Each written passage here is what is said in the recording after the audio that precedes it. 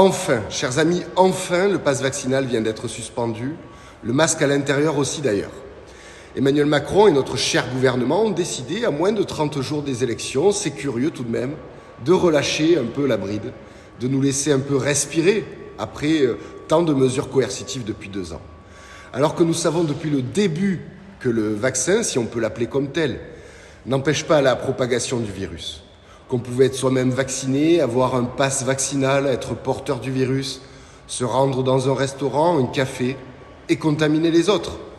Bref, chacun a compris que ce pass vaccinal n'avait aucune efficacité sanitaire, mais qu'il s'agissait là d'une décision politique, arbitraire, visant à une seule chose: emmerder les millions de Français non vaccinés, selon les propres mots d'Emmanuel Macron, et pourtant, ces Français-là respectaient la loi.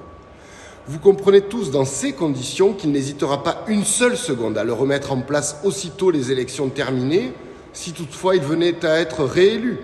Et cela avec une brutalité supérieure à celle qu'on a connue, puisqu'une nouvelle victoire assoirait d'une certaine façon une légitimité à ces mesures coercitives. Alors, il ne doit pas être réélu.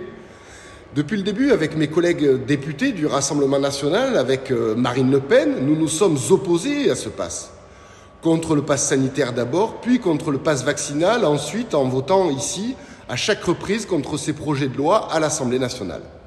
Et si demain vous portez Marine à l'Élysée, soyez certains que nous le supprimerons définitivement et immédiatement.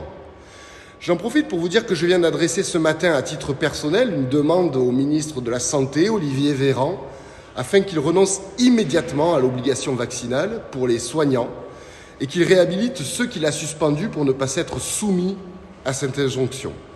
Cette obligation est là aussi, depuis le départ, un non-sens sanitaire, une honte sur le plan moral, surtout lorsque l'on voit dans quel état est notre hôpital public. Souvenez-vous qu'ils sont allés jusqu'à appeler des soignants testés positifs, porteurs du virus, car on manquait de personnel. Ça suffit, il est temps de revenir au bon sens.